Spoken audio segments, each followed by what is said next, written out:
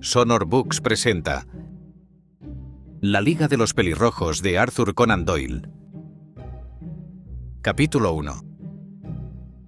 Había ido yo a visitar a mi amigo el señor Sherlock Holmes cierto día de otoño del año pasado, y me lo encontré muy enzarzado en conversación con un caballero anciano muy voluminoso, de cara rubicunda y cabellera de un subido color rojo.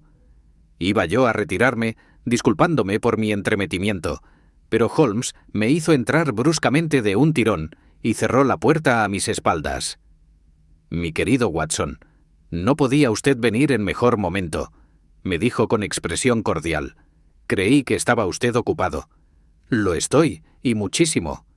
«Entonces puedo esperar en la habitación de al lado». «De ninguna manera». «Señor Wilson, este caballero ha sido compañero y colaborador mío en muchos de los casos que mayor éxito tuvieron, y no me cabe la menor duda de que también en el de usted me será de la mayor utilidad». El voluminoso caballero hizo mención de ponerse en pie y me saludó con una inclinación de cabeza, que acompañó de una rápida mirada interrogadora de sus ojillos, medio hundidos en círculos de grasa. «Tome asiento en el canapé», dijo Holmes, dejándose caer otra vez en su sillón y juntando las yemas de los dedos, como era costumbre suya cuando se hallaba de humor reflexivo. «De sobra sé, mi querido Watson, que usted participa de mi afición a todo lo que es raro y se sale de los convencionalismos y de la monótona rutina de la vida cotidiana. Usted ha demostrado el deleite que eso le produce, como el entusiasmo que le ha impulsado a escribir la crónica de tantas de mis aventurillas, procurando embellecerlas hasta cierto punto, si usted me permite la frase. Desde luego, los casos suyos despertaron en mí el más vivo interés», le contesté. «Recordará usted que hace unos días, antes que nos lanzásemos a abordar el sencillo problema que nos presentaba la señorita Mary Sutherland, le hice la observación de que los efectos raros y las combinaciones extraordinarias debíamos buscarlas en la vida misma, que resulta siempre de una osadía infinitamente mayor que cualquier esfuerzo de la imaginación». «Sí, y yo me permití ponerlo en duda». «En efecto, doctor, pero tendrá usted que venir a coincidir con mi punto de vista, porque, en caso contrario, iré amontonando y amontonando hechos sobre usted hasta que su razón se quiebre bajo su peso y reconozca usted que estoy en lo cierto. Pues bien, el señor Javed Wilson, aquí presente, ha tenido la amabilidad de venir a visitarme esta mañana, dando comienzo a un relato que promete ser uno de los más extraordinarios que he escuchado desde hace algún tiempo. Me habrá usted oído decir que las cosas más raras y singulares no se presentan con mucha frecuencia unidas a los crímenes grandes, sino a los pequeños, y también, de cuando en ocasiones en las que puede existir duda de si, en efecto, se ha cometido algún hecho delictivo. Por lo que he podido escuchar hasta ahora, me es imposible afirmar si en el caso actual estamos o no ante un crimen. Pero el desarrollo de los hechos es, desde luego, uno de los más sorprendentes de que he tenido jamás ocasión de enterarme. Quizá, señor Wilson, tenga usted la extremada bondad de empezar de nuevo el relato. No se lo pido únicamente porque mi amigo, el doctor Watson, no ha escuchado la parte inicial, sino también porque la índole especial de la historia despierta en mí el vivo deseo de oír de labios de usted todos los detalles posibles. Por regla general, me suele bastar una ligera indicación acerca del desarrollo de los hechos para guiarme por los millares de casos similares que se me vienen a la memoria. Me veo obligado a confesar que en el caso actual, y según yo creo firmemente, los hechos son únicos. El voluminoso cliente enarcó el pecho, como si aquello le enorgulleciera un poco, y sacó del bolsillo interior de su gabán un periódico sucio y arrugado. Mientras él repasaba la columna de anuncios, adelantando la cabeza, después de alisar el periódico sobre sus rodillas, yo lo estudié a él detenidamente, esforzándome, a la manera de mi compañero, por descubrir las indicaciones que sus ropas y su apariencia exterior pudieran proporcionarme. No saqué, sin embargo, mucho de aquel examen. A juzgar por todas las señales, nuestro visitante era un comerciante inglés de tipo corriente, obeso, solemne y de lenta comprensión. Vestía unos pantalones abolsados, de tela de pastor, a cuadros grises, una levita negra y no demasiado limpia, desabrochada delante, chaleco gris amarillento, con albertina de pesado metal, de la que colgaba para adorno un trozo, también de metal, cuadrado y agujereado. A su lado, sobre una silla, había un raído sombrero de copa y un gabán marrón descolorido, con el arrugado cuello de terciopelo. En resumidas cuentas, y por mucho que yo lo mirase, nada de notable distinguí en aquel hombre, fuera de su pelo rojo vivísimo y la expresión de disgusto y de pesar extremados que se leía en sus facciones. La mirada despierta de Sherlock Holmes me sorprendió en mi tarea, y mi amigo movió la cabeza, sonriéndome, en respuesta a las miradas mías interrogadoras. Fuera de los hechos evidentes de que en tiempos estuvo dedicado a trabajos manuales, de que toma rapé, de que es masón, de que estuvo en China y de que en estos últimos tiempos ha estado muy atareado en escribir, no puedo sacar nada más en limpio. El señor Javed Wilson se irguió en su asiento, puesto el dedo índice sobre el periódico, pero con los ojos en mi compañero. Pero, por vida mía, ¿cómo ha podido usted saber todo eso, señor Holmes? ¿Cómo averiguó, por ejemplo, que yo he realizado trabajos manuales? Todo lo que ha dicho es tan verdad como el Evangelio, y empecé mi carrera como carpintero de un barco. Por sus manos, señor. La derecha es un número mayor de medida que su mano izquierda. Usted trabajó con ella, y los músculos de la misma están más desarrollados. Bien, pero ¿y lo del rapé y la masonería? No quiero hacer una ofensa a su inteligencia explicándole de qué manera he descubierto eso, especialmente porque, contrariando bastante las reglas de vuestra orden, usa usted un alfiler de corbata que representa un arco y un compás. ¡Ah! Se me había pasado eso por alto. Pero, ¿y lo de la escritura? ¿Y qué otra cosa puede significar el que el puño derecho de su manga esté tan lustroso en una anchura de 5 pulgadas, mientras que el izquierdo muestra una superficie lisa cerca del codo, indicando el punto en que lo apoya sobre el pupitre? Bien, ¿y lo de China? El pez que lleva usted tatuado más arriba de la muñeca solo ha podido ser dibujado en China. Yo llevo realizado un pequeño estudio acerca de los tatuajes y he contribuido incluso a la literatura que trata de ese tema. El detalle de colorear las escamas del pez con un leve color sonrosado es completamente característico de China. Si, además de eso, veo colgar de la cadena de su reloj una moneda china, el problema se simplifica aún más. El señor Javed Wilson se rió con risa torpona y dijo: «No lo hubiera creído». Al principio me pareció que lo que había hecho usted era una cosa por demás inteligente, pero ahora me doy cuenta de que, después de todo, no tiene ningún mérito. Comienzo a creer, Watson, dijo Holmes, que es un error de parte mía el dar explicaciones. Omne ignotum pro magnifico, como no ignora usted, y si yo sigo siendo tan ingenuo, mi pobre celebridad, mucha o poca, va a naufragar. ¿Puede enseñarme usted ese anuncio, señor Wilson? Sí, ya lo encontré, contestó él con su dedo grueso y colorado fijo hacia la mitad de la columna. Aquí está. De aquí empezó todo.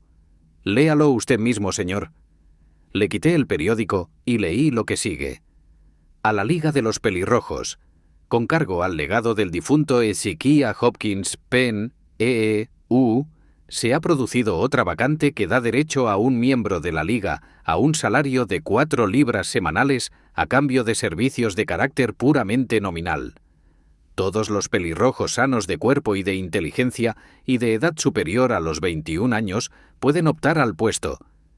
Presentarse personalmente el lunes a las 11 a Duncan Ross en las oficinas de la Liga, Pope's Court, número 7, Fleet Street.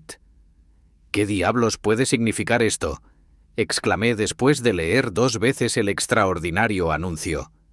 Holmes se rió por lo bajo y se retorció en su sillón, como solía hacer cuando estaba de buen humor.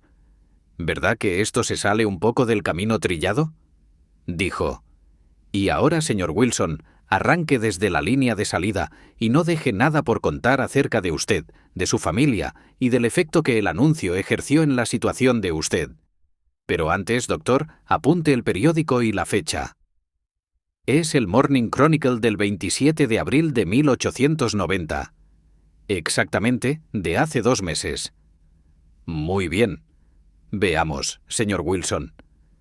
Pues bien, señor Holmes, como le contaba a usted, dijo Jabez Wilson secándose el sudor de la frente, yo poseo una pequeña casa de préstamos en Coburg Square, cerca de la City. El negocio no tiene mucha importancia, y durante los últimos años no me ha producido sino para ir tirando. En otros tiempos podía permitirme tener 2 empleados, pero en la actualidad solo conservo 1. Y aún a este me resultaría difícil poder pagarle, de no ser porque se conforma con la mitad de la paga, con el propósito de aprender el oficio. ¿Cómo se llama este joven de tan buen conformar?, preguntó Sherlock Holmes. Se llama Vincent Spaulding, pero no es precisamente un mozalbete. Resultaría difícil calcular los años que tiene. Yo me conformaría con que un empleado mío fuese lo inteligente que es él.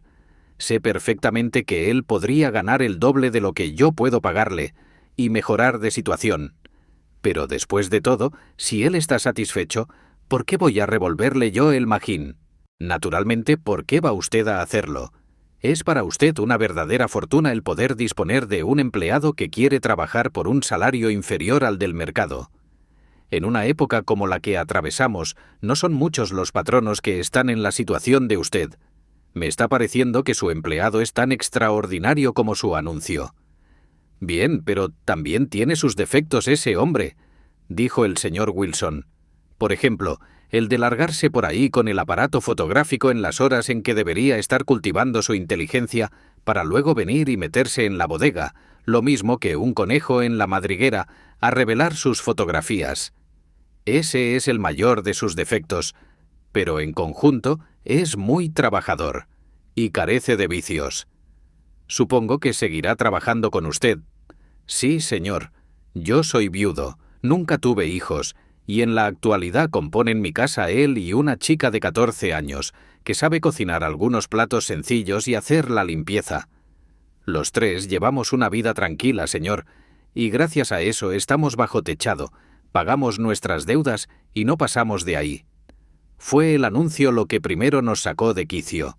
Spaulding se presentó en la oficina hoy hace exactamente 8 semanas, con este mismo periódico en la mano y me dijo: «Ojalá Dios que yo fuese pelirrojo, señor Wilson». Yo le pregunté: «¿De qué se trata?». Y él me contestó: «Pues que se ha producido otra vacante en la Liga de los Pelirrojos. Para quien lo sea, equivale a una pequeña fortuna, y, según tengo entendido, son más las vacantes que los pelirrojos, de modo que los albaceas testamentarios andan locos no sabiendo qué hacer con el dinero. Si mi pelo cambiase de color, ahí tenía yo un huequecito a pedir de boca donde meterme». «Pero bueno, ¿de qué se trata?», le pregunté. «Mire, señor Holmes, yo soy un hombre muy de su casa. Como el negocio vino a mí, en vez de ir yo en busca del negocio, se pasan semanas enteras sin que yo ponga el pie fuera del felpudo de la puerta del local. Por esa razón vivía sin enterarme mucho de las cosas de fuera y recibía con gusto cualquier noticia». «¿Nunca oyó usted hablar de la Liga de los Pelirrojos?», me preguntó con asombro. «Nunca». «Sí que es extraño siendo como es usted uno de los candidatos elegibles para ocupar las vacantes». «¿Y qué supone en dinero?», le pregunté. «Una minucia. Nada más que un par de centenares de libras al año, pero casi sin trabajo y sin que le impidan gran cosa dedicarse a sus propias ocupaciones. Se imaginará usted fácilmente que eso me hizo afinar el oído, ya que mi negocio no marchaba demasiado bien desde hacía algunos años, y un par de centenares de libras más me habrían venido de perlas. «Explíqueme bien ese asunto», le dije. «Pues bien», me contestó mostrándome el anuncio. «Usted puede ver por sí mismo que la Liga tiene una vacante, y en el mismo anuncio viene la dirección en que puede pedir todos los detalles. Según a mí se me alcanza, la Liga fue fundada por un millonario norteamericano, Hezekiah Hopkins, hombre raro en sus cosas. Era pelirrojo y sentía mucha simpatía por los pelirrojos. Por eso, cuando él falleció, se vino a saber que había dejado su enorme fortuna encomendada a los albaceas, con las instrucciones pertinentes a fin de proveer de empleos cómodos a cuantos hombres tuviesen el pelo de ese mismo color. Por lo que he oído decir, el sueldo es espléndido y el trabajo escaso. Yo le contesté, pero serán millones los pelirrojos que los soliciten. No tantos como usted se imagina, me contestó. Fíjese en que el ofrecimiento está limitado a los londinenses y a hombres mayores de edad. El norteamericano en cuestión marchó de Londres en su juventud y quiso favorecer a su vieja y querida ciudad. Me han dicho, además, que es inútil solicitar la vacante cuando se tiene el pelo de un rojo claro o de un rojo oscuro. El único que vale es el color rojo auténtico, vivo, llameante, rabioso. Si le interesase solicitar la plaza, señor Wilson, no tiene sino presentarse, aunque quizá no valga la pena para usted el molestarse por unos pocos centenares de libras. La verdad es, caballeros, como ustedes mismos pueden verlo, que mi pelo es de un rojo vivo y brillante, por lo que me pareció que, si se celebraba un concurso, yo tenía tantas probabilidades de ganarlo como el que más de cuantos pelirrojos había encontrado en mi vida.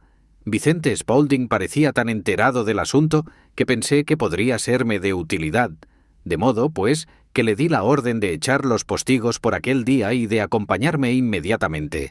Le cayó muy bien lo de tener un día de fiesta, de modo, pues, que cerramos el negocio y marchamos hacia la dirección que figuraba en el anuncio. Yo no creo que vuelva a contemplar un espectáculo como aquel en mi vida, señor Holmes. Procedentes del norte, del sur, del este y del oeste, todos cuantos hombres tenían un algo de rubicundo en los cabellos se habían largado a la City respondiendo al anuncio. Fleet Street estaba obstruida de pelirrojos y Pope's Court producía la impresión del carrito de un vendedor de naranjas. Jamás pensé que pudieran ser tantos en el país como los que se congregaron por un solo anuncio. Los había allí de todos los matices: rojo pajizo, limón, naranja, ladrillo, cerro setter, irlandés, hígado, arcilla. Pero según hizo notar Spaulding, no eran muchos los de un auténtico rojo vivo y llameante. Viendo que eran tantos los que esperaban, estuve a punto de renunciar, de puro desánimo. Pero Spaulding no quiso ni oír hablar de semejante cosa. Yo no sé cómo se las arregló, pero el caso es que, a fuerza de empujar a este, apartar al otro y chocar con el de más allá, me hizo cruzar por entre aquella multitud, llevándome hasta la escalera que conducía a las oficinas. Fue la suya una experiencia divertidísima, comentó Holmes, mientras su cliente se callaba y refrescaba su memoria con un pellizco de rapé. Prosiga, por favor, el interesante relato. En la oficina no había sino un par de sillas de madera y una mesa de tabla, a la que estaba sentado un hombre pequeño y cuyo pelo era aún más rojo que el mío. Conforme se presentaban los candidatos, les decía algunas palabras, pero siempre se las arreglaba para descalificarlos por algún defectillo. Después de todo, no parecía cosa tan sencilla el ocupar una vacante. Pero cuando nos llegó la vez a nosotros, el hombrecito se mostró más inclinado hacia mí que hacia todos los demás, y cerró la puerta cuando estuvimos dentro, a fin de poder conversar reservadamente con nosotros. «Este señor se llama Jabez Wilson», le dijo mi empleado, «y desearía ocupar la vacante que hay en la Liga». «Por cierto que se ajusta a maravilla para el puesto», contestó el otro. «Reúne todos los requisitos. No recuerdo desde cuándo no he visto pelo tan hermoso». Dio un paso atrás, torció a un lado la cabeza y me estuvo contemplando el pelo hasta que me sentí invadido de rubor, y de pronto se abalanzó hacia mí, me dio un fuerte apretón de manos y me felicitó calurosamente por mi éxito. «El titubear constituiría una injusticia», dijo, «pero estoy seguro de que sabrá disculpar el que yo tome una precaución elemental». Y acto continuo me agarró del pelo con ambas manos y tiró hasta hacerme gritar de dolor. Al soltarme me dijo, Tiene usted lágrimas en los ojos, de lo cual deduzco que no hay trampa. Es preciso que tengamos sumo cuidado, porque ya hemos sido engañados en 2 ocasiones, una de ellas con peluca postiza y la otra con el tinte. Podría contarle a usted anécdotas del empleo de cera de zapatero remendón, como para que se asquease de la condición humana. Dicho esto, se acercó a la ventana y anunció a voz en grito a los que estaban debajo que había sido ocupada la vacante.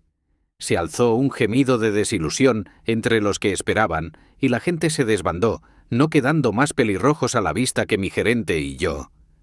«Me llamo Duncan Ross», dijo éste, «y soy uno de los que cobran pensión procedente del legado de nuestro noble bienhechor. ¿Es usted casado, señor Wilson? ¿Tiene usted familia?» Contesté que no la tenía. La cara de aquel hombre se nubló en el acto y me dijo con mucha gravedad: «Vaya por Dios, qué inconveniente más grande. Cuánto lamento oírle decir eso. Como es natural, la finalidad del legado es la de que aumenten y se propaguen los pelirrojos, y no solo su conservación. Es una gran desgracia que usted sea un hombre sin familia». También mi cara se nubló al oír aquello, señor Holmes, viendo que, después de todo, se me escapaba la vacante. Pero, después de pensarlo por espacio de algunos minutos, sentenció que eso no importaba. Tratándose de otro, dijo, esa objeción podría ser fatal, pero estiraremos la cosa en favor de una persona de un pelo como el suyo. ¿Cuándo podrá usted hacerse cargo de sus nuevas obligaciones? Hay un pequeño inconveniente, puesto que yo tengo un negocio mío, contesté. Oh, no se preocupe por eso, señor Wilson, dijo Vincent Spaulding. Yo me cuidaré de su negocio. ¿Cuál será el horario?, pregunté. De 10 a 2. Pues bien, el negocio de préstamos se hace principalmente a eso del anochecido, señor Holmes, especialmente los jueves y los viernes, es decir, los días anteriores al de paga. Me venía, pues, perfectamente el ganarme algún dinerito por las mañanas. Además, yo sabía que mi empleado es una buena persona y que atendería a todo lo que se le presentase. Ese horario me convendría perfectamente. Le dije, ¿y el sueldo? 4 libras a la semana. ¿En qué consistirá el trabajo? El trabajo es puramente nominal. ¿Qué entiende usted por puramente nominal? Pues que durante esas horas tendrá usted que hacer acto de presencia en esta oficina, o, por lo menos, en este edificio. Si usted se ausenta del mismo, pierde para siempre su empleo. Sobre este punto es terminante el testamento. Si usted se ausenta de la oficina en estas horas, falta a su compromiso. Son nada más que 4 horas al día, y no se me ocurrirá ausentarme, le contesté. Si lo hiciese no le valdrían excusas, me dijo el señor Duncan Ross. Ni por enfermedad, negocios ni nada. Usted tiene que permanecer aquí, so pena de perder la colocación. ¿Y el trabajo? Consiste en copiar la Enciclopedia Británica. En este estante tiene usted el primer volumen. Usted tiene que procurarse tinta, plumas y papel secante, pero nosotros le suministramos esta mesa y esta silla. ¿Puede usted empezar mañana? Desde luego que sí, le contesté. Entonces, señor Javed Wilson, adiós, y permítame felicitarle una vez más por el importante empleo que ha tenido usted la buena suerte de conseguir. Se despidió de mí con una reverencia, indicándome que podía retirarme. Y yo me volví a casa con mi empleado, sin saber casi qué decir ni qué hacer, de tan satisfecho como estaba con mi buena suerte. Pues bien, me pasé el día dando vueltas en mi cabeza al asunto, y para cuando llegó la noche, volví a sentirme abatido, porque estaba completamente convencido de que todo aquello no era sino una broma o una superchería, aunque no acertaba a imaginarme qué finalidad podían proponerse. Parecía completamente imposible que hubiese nadie capaz de hacer un testamento semejante y de pagar un sueldo como aquel por un trabajo tan sencillo como el de copiar la Enciclopedia Británica. Vincent Spaulding hizo todo cuanto le fue posible por darme ánimos, pero a la hora de acostarme había yo acabado por desechar del todo la idea. Sin embargo, cuando llegó la mañana, resolví ver en qué quedaba aquello. Compré un frasco de tinta de apenique, me proveí de una pluma de escribir y de 7 pliegos de papel de oficio, y me puse en camino para Pope's Court. Con gran sorpresa y satisfacción mía, encontré las cosas todo lo bien que podían estar. La mesa estaba a punto, y el señor Duncan Ross, presente para cerciorarse de que yo me ponía a trabajar, me señaló para empezar la letra A, y luego se retiró, pero de cuando en cuando aparecía por allí para comprobar que yo seguía en mi sitio. A las 2 me despidió, me felicitó por la cantidad de trabajo que había hecho y cerró la puerta del despacho después de salir yo. Un día tras otro, las cosas siguieron de la misma forma, y el gerente se presentó el sábado, poniéndome encima de la mesa 4 soberanos de oro en pago del trabajo que yo había realizado durante la semana. Lo mismo ocurrió la semana siguiente y la otra. Me presenté todas las mañanas a las 10 y me ausenté a las 2. Poco a poco el señor Duncan Ross se limitó a venir una vez durante la mañana, y al cabo de un tiempo dejó de venir del todo. Como es natural, yo no me atreví, a pesar de eso, a ausentarme de la oficina un solo momento, porque no tenía la seguridad de que él no iba a presentarse, y el empleo era tan bueno, y me venía tan bien, que no me arriesgaba a perderlo. Transcurrieron de idéntica manera 8 semanas, durante las cuales yo escribí lo referente a los abades, arqueros, armaduras, arquitectura y ática, esperanzado de llegar, a fuerza de diligencia, muy pronto a la B. Me gasté algún dinero en papel de oficio y ya tenía casi lleno un estante con mis escritos. Y de pronto se acaba todo el asunto. ¿Que se acabó? Sí, señor, y eso ha ocurrido esta mañana. Me presenté como de costumbre al trabajo a las 10, pero la puerta estaba cerrada con llave y en mitad de la hoja de la misma, clavado con una tachuela, había un trocito de cartulina. Aquí lo tiene. Puede leerlo usted mismo. Nos mostró un trozo de cartulina blanca más o menos del tamaño de un papel de cartas, que decía lo siguiente: ha quedado disuelta la Liga de los Pelirrojos 9 de octubre de 1890. Sherlock Holmes y yo examinamos aquel breve anuncio y la cara afligida que había detrás del mismo hasta que el lado cómico del asunto se sobrepuso de tal manera a toda otra consideración que ambos rompimos en una carcajada estruendosa. «Yo no veo que la cosa tenga nada de divertida», exclamó nuestro cliente sonrojándose hasta la raíz de sus rojos cabellos. «Si no pueden ustedes hacer en favor mío otra cosa que reírse, me dirigiré a otra parte». «No, no», le contestó Holmes empujándolo hacia el sillón del que había empezado a levantarse. «Por nada del mundo me perdería yo este asunto suyo. Se sale tanto de la rutina que resulta un descanso. Pero no se me ofenda si le digo que hay en el mismo algo de divertido. Vamos a ver, ¿qué pasos dio usted al encontrarse con ese letrero en la puerta?» «Me dejó de una pieza, señor. No sabía qué hacer. Entré en las oficinas de al lado, pero nadie sabía nada. Por último, me dirigí al dueño de la casa, que es contador y vive en la planta baja, y le pregunté si podía darme alguna noticia sobre lo ocurrido a la Liga de los Pelirrojos. Me contestó que jamás había oído hablar de semejante sociedad.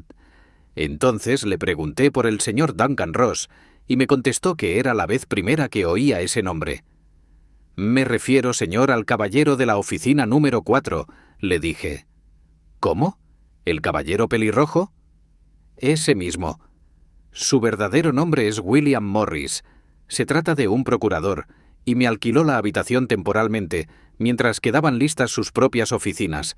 Ayer se trasladó a ellas». «¿Y dónde podría encontrarlo?» «En sus nuevas oficinas. Me dio su dirección». «Eso es. King Edward Street, número 17, junto a St. Paul». Marché hacia allí, señor Holmes, pero cuando llegué a esa dirección me encontré con que se trataba de una fábrica de rodilleras artificiales y nadie había oído hablar allí del señor William Morris ni del señor Duncan Ross. «¿Y qué hizo usted entonces?», le preguntó Holmes. «Me dirigí a mi casa de Saxe-Coburg Square y consulté con mi empleado. No supo darme ninguna solución, salvo la de decirme que esperase, porque con seguridad que recibiría noticias por carta. Pero esto no me bastaba, señor Holmes. Yo no quería perder una colocación como aquella así como así. Por eso, como había oído decir que usted llevaba su bondad hasta aconsejar a la pobre gente que lo necesita, me vine derecho a usted. Y obró usted con gran acierto, dijo Holmes. El caso de usted resulta extraordinario y lo estudiaré con sumo gusto.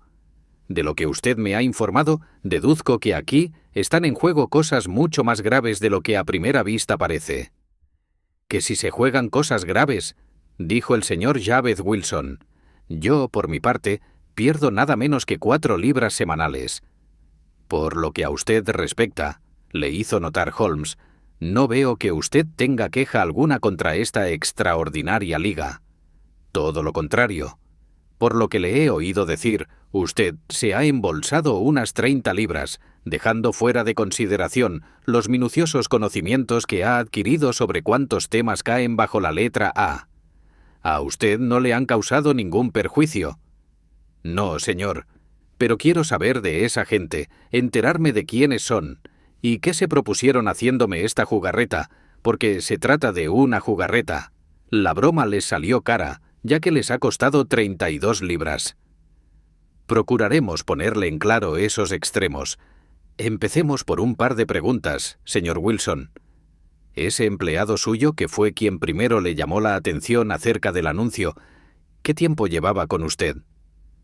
Cosa de 1 mes. ¿Cómo fue el venir a pedirle empleo? Porque puse un anuncio. ¿No se presentaron más aspirantes que él? Se presentaron en número de 1 docena. ¿Por qué se decidió usted por él? Porque era listo y se ofrecía barato. A mitad de salario, ¿verdad? Sí. ¿Cómo es ese Vincent Spaulding? Pequeño, grueso, muy activo, imberbe, aunque no bajará de los 30 años. Tiene en la frente una mancha blanca, de salpicadura de algún ácido. Holmes se irguió en su asiento, muy excitado, y dijo: «Me lo imaginaba. ¿Nunca se fijó usted en si tiene las orejas agujereadas como para llevar pendientes?» «Sí, señor. Me contó que se las había agujereado una gitana cuando era todavía muchacho». «Ejem», dijo Holmes, recostándose de nuevo en su asiento. «¿Y sigue todavía en casa de usted?» «Sí, señor. No hace sino un instante que lo dejé». «¿Y estuvo bien atendido el negocio de usted durante su ausencia?» «No tengo queja alguna, señor. De todos modos, poco es el negocio que se hace por las mañanas». «Con esto me basta, señor Wilson. Tendré mucho gusto en exponerle mi opinión acerca de este asunto dentro de un par de días. Hoy es sábado. Espero haber llegado a una conclusión allá para el lunes». Capítulo 2. «Veamos, Watson», me dijo Holmes una vez que se hubo marchado nuestro visitante. «¿Qué saca usted en limpio de todo esto?» «Yo no saco nada», le contesté con franqueza. «Es un asunto por demás misterioso».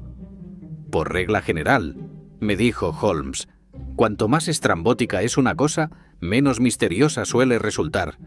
Los verdaderamente desconcertantes son esos crímenes vulgares y adocenados, de igual manera que un rostro corriente es el más difícil de identificar. Pero en este asunto de ahora tendré que actuar con rapidez». «¿Y qué va usted a hacer?», le pregunté. «Fumar», me respondió. «Es un asunto que me llevará sus 3 buenas pipas, y yo le pido a usted que no me dirija la palabra durante 50 minutos. Sherlock Holmes se hizo un ovillo en su sillón, levantando las rodillas hasta tocar su nariz aguileña, y de ese modo permaneció con los ojos cerrados y la negra pipa de arcilla apuntando fuera, igual que el pico de algún extraordinario pajarraco. Yo había llegado a la conclusión de que se había dormido y yo mismo estaba cabeceando. Pero Holmes saltó de pronto de su asiento, con el gesto de un hombre que ha tomado una resolución, y dejó la pipa encima de la repisa de la chimenea diciendo: «Esta tarde toca Sarasates en St. James Hall. ¿Qué opina usted, Watson? ¿Pueden sus enfermos prescindir de usted durante algunas horas? Hoy no tengo nada que hacer. Mi clientela no me acapara nunca mucho. En ese caso, póngase el sombrero y acompáñeme. Pasaré primero por la City, y por el camino podemos almorzar alguna cosa. Me he fijado en que el programa incluye mucha música alemana, que resulta más de mi gusto que la italiana y la francesa. Es música introspectiva, y yo quiero hacer un examen de conciencia. Vamos». Hasta Aldersgate hicimos el viaje en el ferrocarril subterráneo, un corto paseo nos llevó hasta Saxe-Coburg Square, escenario del extraño relato que habíamos escuchado por la mañana. Era esta una placita ahogada, pequeña, de quiero y no puedo, en la que 4 hileras de desaseadas casas de ladrillo de 2 pisos miraban a un pequeño cercado, de verjas, dentro del cual una raquítica cespedera y unas pocas matas de ajado laurel luchaban valerosamente contra una atmósfera cargada de humo y adversa. 3 bolas doradas y un rótulo marrón con el nombre Jabez Wilson, en letras blancas, en una casa que hacía esquina, servían de anuncio al local en que nuestro pelirrojo cliente realizaba sus transacciones.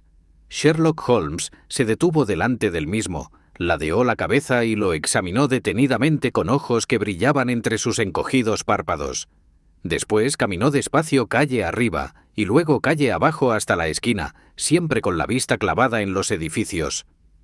Regresó, por último, hasta la casa del prestamista y, después de golpear con fuerza 2 o 3 veces en el suelo con el bastón, se acercó a la puerta y llamó. Abrió en el acto un joven de aspecto despierto, bien afeitado, y le invitó a entrar. «No, gracias. Quería solo preguntar por dónde se va a Strand», dijo Holmes. «3 a la derecha y luego 4 a la izquierda», contestó el empleado apresurándose a cerrar. «He ahí un individuo listo», comentó Holmes cuando nos alejábamos. «En mi opinión, es el cuarto en listeza de Londres, y en cuanto a audacia, quizá pueda aspirar a ocupar el 3er lugar. He tenido antes de ahora ocasión de intervenir en asuntos relacionados con él. Es evidente, dije yo, que el empleado del señor Wilson entre por mucho en este misterio de la Liga de los Pelirrojos. Estoy seguro de que usted le preguntó el camino únicamente para tener ocasión de echarle la vista encima. No a él. ¿A quién, entonces? A las rodilleras de sus pantalones. ¿Y qué vio usted en ellas? Lo que esperaba ver. ¿Y por qué golpeó usted el suelo de la acera?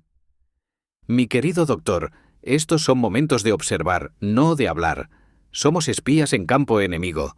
Ya sabemos algo de Saxe-Coburg Square. Exploremos ahora las travesías que tiene en su parte posterior. La carretera por la que nos metimos al doblar la esquina de la apartada plaza de Saxe-Coburg presentaba con esta el mismo contraste que la cara de un cuadro con su reverso.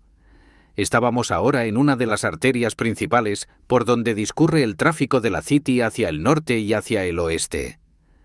La calzada se hallaba bloqueada por el inmenso río del tráfico comercial que fluía en una doble marea hacia dentro y hacia fuera, en tanto que los andenes hormigueaban de gentes que caminaban presurosas. Contemplando la hilera de tiendas elegantes y de magníficos locales de negocio, resultaba difícil hacerse a la idea de que, en efecto, desembocasen por el otro lado en la plaza descolorida y muerta que acabábamos de dejar. «Veamos», dijo Holmes, en pie en la esquina y dirigiendo su vista por la hilera de edificios adelante. «Me gustaría poder recordar el orden en que están aquí las casas. Una de mis aficiones es la de conocer Londres al dedillo. Tenemos el Mortimers, el despacho de tabacos, la tiendecita de periódicos, la sucursal Coburgs del City y Suburban Bank, el restaurante vegetariano y el depósito de las carrocerías McFarlane. Y con esto pasamos a la otra manzana. Y ahora, doctor, ya hemos hecho nuestro trabajo, y es tiempo de que tengamos alguna distracción. Un bocadillo, una taza de café, y acto seguido a los dominios del violín, donde todo es dulzura, delicadeza y armonía, y donde no existen clientes pelirrojos que nos molesten con sus rompecabezas. Era mi amigo un músico entusiasta que no se limitaba a su gran destreza de ejecutante, sino que escribía composiciones de verdadero mérito. Permaneció toda la tarde sentado en su butaca sumido en la felicidad más completa. De cuando en cuando marcaba gentilmente con el dedo el compás de la música, mientras que su rostro de dulce sonrisa y sus ojos ensoñadores se parecían tan poco a los de Holmes el sabueso, a los de Holmes el perseguidor implacable, agudo, ágil, de criminales, como es posible concebir. Los dos aspectos de su singular temperamento se afirmaban alternativamente, y su extremada exactitud y astucia representaban, según yo pensé muchas veces, la reacción contra el humor poético y contemplativo que, en ocasiones, se sobreponía dentro de él. Ese vaivén de su temperamento lo hacía pasar desde la más extrema languidez a una devoradora energía. Y, según yo tuve oportunidad de saberlo bien, no se mostraba nunca tan verdaderamente formidable como cuando se había pasado días enteros descansando ociosamente en su sillón, entregado a sus improvisaciones y a sus libros de letra gótica. Era entonces cuando le acometía de súbito el anhelo vehemente de la caza, y cuando su brillante facultad de razonar se elevaba hasta el nivel de la intuición, llegando al punto de que quienes no estaban familiarizados con sus métodos le mirasen de soslayo, como a persona cuyo saber no era el mismo de los demás mortales. Cuando aquella tarde lo vi tan arrebujado en la música de St. James Hall, tuve la sensación de que quizás se les venían encima malos momentos a aquellos en cuya persecución se había lanzado. «Seguramente que querrá usted ir a su casa, doctor», me dijo cuando salíamos. «Sí, no estaría de más. Y yo tengo ciertos asuntos que me llevarán varias horas. Este de Coburg Square es cosa grave». ¿Cosa grave? ¿Por qué? Está preparándose un gran crimen. Tengo toda clase de razones para creer que llegaremos a tiempo de evitarlo. Pero el ser hoy sábado complica bastante las cosas. Esta noche lo necesitaré a usted. ¿A qué hora? Con que venga a las 10 será suficiente. Estaré a las 10 en Baker Street. Perfectamente. Oiga, doctor, échese el revólver al bolsillo, porque quizá la cosa sea peligrosilla. Me saludó con un vaivén de la mano, giró sobre sus tacones y desapareció instantáneamente entre la multitud. Yo no me tengo por más torpe que mis convecinos, pero siempre que tenía que tratar con Sherlock Holmes, me sentía como atenazado por mi propia estupidez. En este caso de ahora, yo había oído todo lo que él había oído. Había visto lo que él había visto, y sin embargo, era evidente, a juzgar por sus palabras, que él veía con claridad no solamente lo que había ocurrido, sino también lo que estaba a punto de ocurrir, mientras que a mí se me presentaba todavía todo el asunto como grotesco y confuso. Mientras iba en coche hasta mi casa de Kensington, medité sobre todo lo ocurrido, desde el extraordinario relato del pelirrojo copista de la enciclopedia, hasta la visita a Saxe Coburg Square, y las frases ominosas con que Holmes se había despedido de mí. ¿Qué expedición nocturna era aquella y por qué razón tenía yo que ir armado? ¿A dónde iríamos y qué era lo que teníamos que hacer? Holmes me había insinuado que el empleado barbilampiño del prestamista era un hombre temible, un hombre que quizá estaba desarrollando un juego de gran alcance. Intenté desenredar el enigma, pero renuncié a ello con desesperanza, dejando de lado el asunto hasta que la noche me trajese una explicación. Eran las 9:15 cuando salí de mi casa y me encaminé, cruzando el parque y siguiendo por Oxford Street hasta Baker Street. Había parados delante de la puerta 2 coches Anso, y al entrar en el vestíbulo oí ruido de voces en el piso superior. Al entrar en la habitación de Holmes, encontré a éste en animada conversación con 2 hombres, en uno de los cuales reconocí al agente oficial de policía Peter Jones. El otro era un hombre alto, delgado, caritristón, de sombrero muy lustroso y levita abrumadoramente respetable. «Aja, ya está completa nuestra expedición», dijo Holmes, abrochándose la zamarra de marinero y cogiendo del perchero su pesado látigo de caza. «Creo que usted, Watson, conoce ya al señor Jones, de Scotland Yard. Permítame que le presente al señor Merryweather, que será esta noche compañero nuestro de aventuras». «Otra vez salimos de caza por parejas, como usted ve, doctor», me dijo Jones con su prosopopeya habitual. «Este amigo nuestro es asombroso para levantar la pieza. Lo que él necesita es un perro viejo que le ayude a cazarla». «Espero que, al final de nuestra caza, no resulte que hemos estado persiguiendo fantasmas», comentó lúgubre el señor Merryweather. «Caballero, ¿puede usted depositar una buena dosis de confianza en el señor Holmes?», dijo con engreimiento el agente de policía. «Él tiene pequeños métodos propios, y estos son, si él no se ofende porque yo se lo diga, demasiado teóricos y fantásticos, pero lleva dentro de sí mismo a un detective hecho y derecho. No digo nada de más afirmando que, en 1 o 2 ocasiones, tales como el asunto del asesinato de Sholto y del tesoro de Agra, Ha andado más cerca de la verdad que la organización policíaca. Me basta con que diga usted eso, señor Jones, respondió con deferencia el desconocido. Pero reconozco que echo de menos mi partida de cartas. Por vez primera en 27 años, dejo de jugar mi partida de cartas un sábado por la noche. Creo, le hizo notar Sherlock Holmes, que esta noche se juega usted algo de mucha mayor importancia que todo lo que se ha jugado hasta ahora, y que la partida le resultará más emocionante. Usted, señor Merryweather, se juega unas 30.000 libras esterlinas, y usted, Jones, la oportunidad de echarle el guante al individuo a quien anda buscando. A John Clay, asesino, ladrón, quebrado fraudulento y falsificador. Se trata de un individuo joven, señor Merryweather, pero marcha a la cabeza de su profesión, y preferiría esposarlo a él mejor que a ningún otro de los criminales de Londres. Este John Clay es hombre extraordinario. Su abuelo era duque de sangre real, y el nieto cursó estudios en Eton y en Oxford. Su cerebro funciona con tanta destreza como sus manos, y aunque encontramos rastros suyos a la vuelta de cada esquina, jamás sabemos dónde dar con él. Esta semana violenta una casa en Escocia, y a la siguiente va y viene por Cornwall recogiendo fondos para construir un orfanato. Llevo persiguiéndolo varios años, y nunca pude ponerle los ojos encima. Espero tener el gusto de presentárselo esta noche. También yo he tenido mis más y mis menos con el señor John Clay, y estoy de acuerdo con usted en que va a la cabeza de su profesión. Pero son ya las 10 bien pasadas, y es hora de que nos pongamos en camino. Si ustedes suben en el primer coche, Watson y yo los seguiremos en el segundo.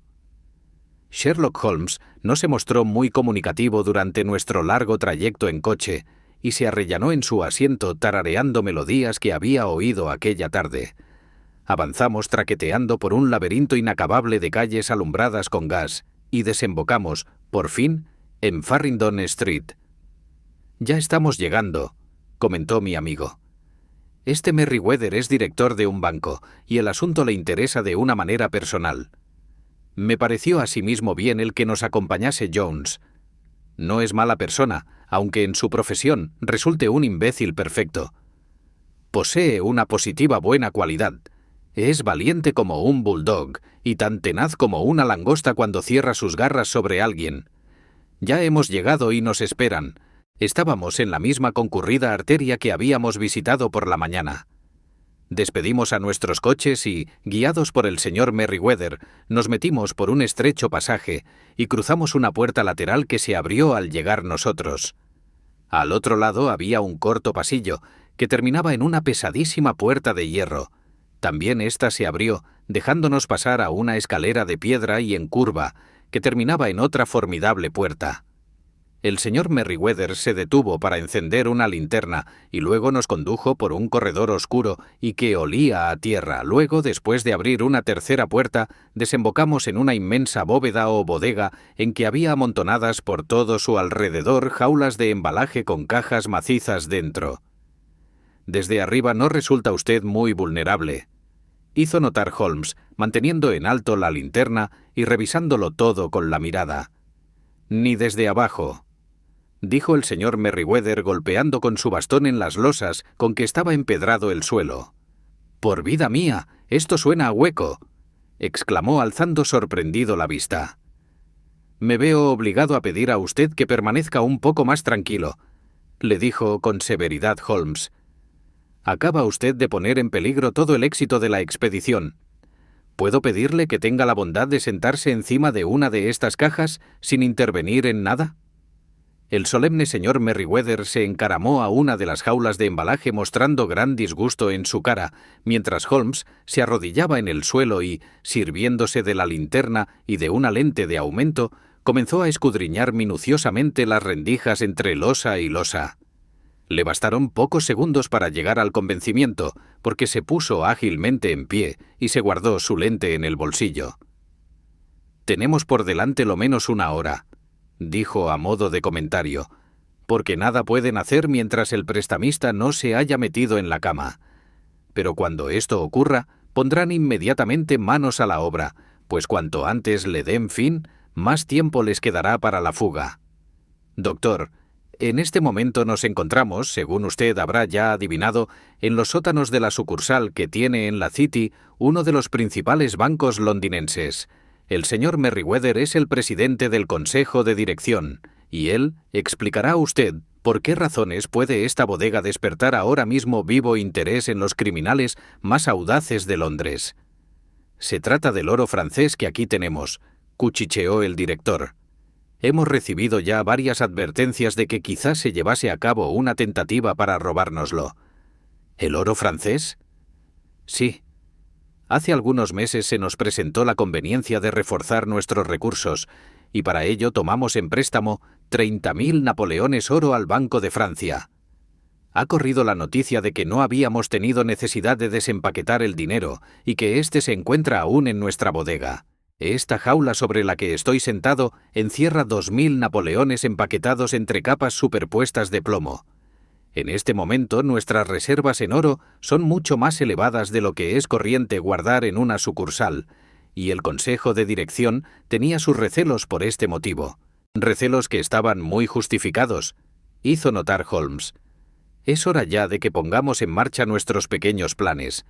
Calculo que de aquí a una hora las cosas habrán hecho crisis. Para empezar, señor Merriweather, es preciso que corra la pantalla de esta linterna sorda. ¿Y vamos a permanecer en la oscuridad? Eso me temo. Traje conmigo un juego de cartas, pensando que, en fin de cuentas, siendo como somos una party carré, quizá no se quedara usted sin echar su partidita habitual. Pero según he observado, los preparativos del enemigo se hallan tan avanzados que no podemos correr el riesgo de tener luz encendida. Y, antes que nada, tenemos que tomar posiciones. Esta gente es temeraria y, aunque los situaremos en desventaja, podrían causarnos daño si no andamos con cuidado. Yo me situaré detrás de esta jaula, y ustedes escóndanse detrás de aquellas. Cuando yo los enfoque con una luz, ustedes los cercan rápidamente. Si ellos hacen fuego, no sienta remordimientos de tumbarlos a tiros, Watson. Coloqué mi revólver con el gatillo levantado sobre la caja de madera detrás de la cual estaba yo parapetado. Holmes corrió la cortina delantera de su linterna y nos dejó, sumidos en negra oscuridad, en la oscuridad más absoluta en que yo me encontré hasta entonces. El olor del metal caliente seguía atestiguándonos que la luz estaba encendida, pronta a brillar instantáneamente.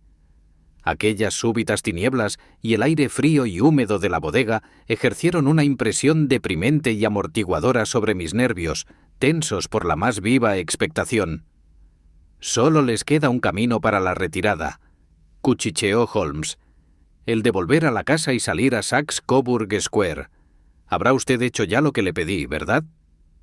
Un inspector y 2 funcionarios esperan en la puerta delantera. Entonces les hemos tapado todos los agujeros. Silencio, pues, y a esperar. Qué larguísimo resultó aquello. Comparando notas más tarde, resulta que la espera fue de 1 hora y cuarto, pero yo tuve la sensación de que había transcurrido la noche y que debía de estar alboreando por encima de nuestras cabezas. Tenía los miembros entumecidos y cansados, porque no me atrevía a cambiar de postura, pero mis nervios habían alcanzado el más alto punto de tensión, y mi oído se había agudizado hasta el punto de que no solo escuchaba la suave respiración de mis compañeros, sino que distinguía por su mayor volumen la inspiración del voluminoso Jones, de la nota suspirante del director del banco. Desde donde yo estaba, podía mirar por encima del cajón hacia el piso de la bodega. Mis ojos percibieron de pronto el brillo de una luz. Empezó por ser nada más que una leve chispa en las losas del empedrado y luego se alargó hasta convertirse en una línea amarilla. De pronto, sin ninguna advertencia ni ruido, pareció abrirse un desgarrón y apareció una mano blanca, femenina casi, que tanteó por el centro de la pequeña superficie de luz. Por espacio de 1 minuto o más, sobresalió la mano del suelo, con sus inquietos dedos. Se retiró luego tan súbitamente como había aparecido, y todo volvió a quedar sumido en la oscuridad, menos una chispita cárdena, reveladora de una grieta entre las losas. Pero esa desaparición fue momentánea. Una de las losas, blancas y anchas, giró sobre uno de sus lados, produciendo un ruido chirriante, de desgarramiento, dejando abierto un hueco cuadrado por el que se proyectó hacia afuera la luz de una linterna. Asomó por encima de los bordes una cara barbilampiña, infantil, que miró con gran atención a su alrededor y luego, haciendo palanca con las manos a un lado y otro de la abertura, se lanzó hasta sacar primero los hombros, luego la cintura y apoyó por fin una rodilla encima del borde. Un instante después se irguió en pie a un costado del agujero, ayudando a subir a un compañero, delgado y pequeño como él, de cara pálida y una mata de pelo de un rojo vivo. «No hay nadie», cuchicheó. «¿Tienes el formón y las bolsas? ¡Válgame Dios! ¡Salta, Archie, salta! Yo le haré frente». Sherlock Holmes había saltado de su escondite, agarrando al intruso por el cuello de la ropa. El otro se zambulló en el agujero, y yo pude oír el desgarrón de sus faldones en los que Jones había hecho presa. Centelleó la luz en el cañón de un revólver, pero el látigo de caza de Holmes cayó sobre la muñeca del individuo, y el arma fue a parar al suelo, produciendo un ruido metálico sobre las losas. «Es inútil, John Clay», le dijo Holmes sin alterarse. «No tiene usted la menor probabilidad a su favor». «Ya lo veo», contestó el otro con la mayor sangre fría. «Supongo que mi compañero está a salvo, aunque, por lo que veo, se han quedado ustedes con las colas de su chaqueta. Le esperan 3 hombres a la puerta», le dijo Holmes. «¿Ah, sí? Por lo visto no se le ha escapado a usted detalle. Le felicito». «Y yo a usted», le contestó Holmes. Su idea de los pelirrojos tuvo gran novedad y eficacia. «Enseguida va usted a encontrarse con su compinche», dijo Jones. «Es más ágil que yo descolgándose por los agujeros. Alargue las manos mientras le coloco las pulseras. Haga el favor de no tocarme con sus manos sucias», comentó el preso, en el momento en que se oyó el clic de las esposas al cerrarse. «Quizá ignore que corre por mis venas sangre real. Tenga también la amabilidad de darme el tratamiento de señor y de pedirme las cosas por favor». «Perfectamente», dijo Jones, abriendo los ojos y con una risita. «¿Se digna, señor, caminar escaleras arriba para que podamos llamar a un coche y conducir a Su Alteza hasta la comisaría?» «Así está mejor», contestó John Clay serenamente. Nos saludó a los 3 con una gran inclinación cortesana y salió de allí tranquilo, custodiado por el detective. «Señor Holmes», dijo el señor Merryweather mientras íbamos tras ellos, después de salir de la bodega, «yo no sé cómo podrá el banco agradecérselo y recompensárselo. No cabe duda de que usted ha sabido descubrir y desbaratar del modo más completo una de las tentativas más audaces de robo de bancos que yo he conocido. Tenía mis pequeñas cuentas que saldar con el señor John Clay», contestó Holmes. «El asunto me ha ocasionado algunos pequeños desembolsos que espero que el banco me reembolsará. Fuera de eso, estoy ampliamente recompensado con esta experiencia, que es en muchos aspectos única, y con haberme podido enterar del extraordinario relato de la Liga de los Pelirrojos. Ya de mañana, sentado frente a sendos vasos de whisky con soda en Baker Street, me explicó Holmes. Comprenda usted, Watson. Resultaba evidente desde el principio que la única finalidad posible de ese fantástico negocio del anuncio de la Liga y del copiar la enciclopedia tenía que ser el alejar durante un número determinado de horas todos los días a este prestamista, que tiene muy poco de listo. El medio fue muy raro, pero la verdad es que habría sido difícil inventar otro mejor. Con seguridad que fue el color del pelo de su cómplice lo que sugirió la idea al cerebro ingenioso de Clay. Las 4 libras semanales eran un señuelo que forzosamente tenía que atraerlo, ¿y qué suponía eso para ellos? Que se jugaban en el asunto muchos millares. Insertan el anuncio. Uno de los granujas alquila temporalmente la oficina y el otro incita al prestamista a que se presente a solicitar el empleo, y entre los dos se las arreglan para conseguir que esté ausente todos los días laborables. Desde que me enteré de que el empleado trabajaba a mitad de sueldo, vi con claridad que tenía algún motivo importante para ocupar aquel empleo. ¿Y cómo llegó usted a adivinar este motivo? Si en la casa hubiese habido mujeres, habría sospechado que se trataba de un vulgar enredo amoroso. Pero no había que pensar en ello. El negocio que el prestamista hacía era pequeño, y no había nada dentro de la casa que pudiera explicar una preparación tan complicada y un desembolso como el que estaban haciendo. Por consiguiente, era por fuerza algo que estaba fuera de la casa. ¿Qué podía ser? Me dio en qué pensar la afición del empleado a la fotografía y el truco suyo de desaparecer en la bodega. ¡La bodega! En ella estaba uno de los extremos de la complicada madeja. Pregunté detalles acerca del misterioso empleado y me encontré con que tenía que habérmelas con uno de los criminales más calculadores y audaces de Londres. Este hombre estaba realizando en la bodega algún trabajo que le exigía varias horas todos los días, y esto por espacio de meses. ¿Qué puede ser? Volví a preguntarme. No me quedaba sino pensar que estaba abriendo un túnel que desembocaría en algún otro edificio. A ese punto había llegado cuando fui a visitar el lugar de la acción. Lo sorprendí a usted cuando golpeé el suelo con mi bastón. Lo que yo buscaba era descubrir si la bodega se extendía hacia la parte delantera o hacia la parte posterior. No daba a la parte delantera. Tiré entonces de la campanilla y acudió, como yo esperaba, el empleado. Él y yo hemos librado algunas escaramuzas, pero nunca nos habíamos visto. Apenas si me fijé en su cara. Lo que yo deseaba ver eran sus rodillas. Usted mismo debió de fijarse en lo desgastadas y llenas de arrugas y de manchas que estaban. Pregonaban las horas que se había pasado socavando el agujero. Ya solo quedaba por determinar hacia dónde lo abrían.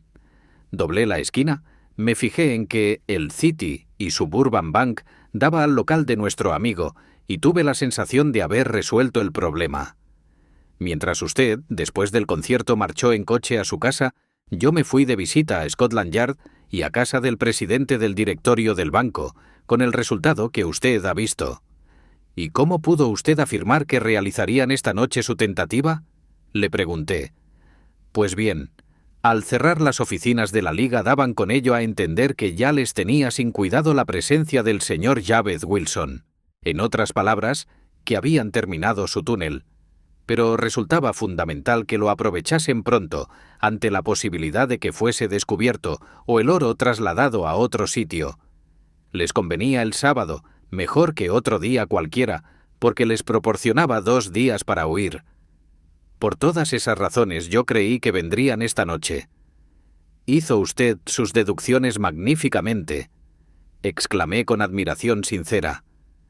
La cadena es larga, pero, sin embargo, todos sus eslabones suenan a cosa cierta. Me libró de mi fastidio, contestó Holmes bostezando. Por desgracia ya estoy sintiendo que otra vez se apodera de mí. Mi vida se desarrolla en un largo esfuerzo para huir de las vulgaridades de la existencia. Estos pequeños problemas me ayudan a conseguirlo. Y es usted un benefactor de la raza humana, le dije yo. Holmes se encogió de hombros y contestó a modo de comentario. Pues bien, a fin de cuentas, quizá tengan alguna pequeña utilidad. L'homme c'est rien, l'œuvre c'est tout, según escribió Gustavo Flaubert a George Sand.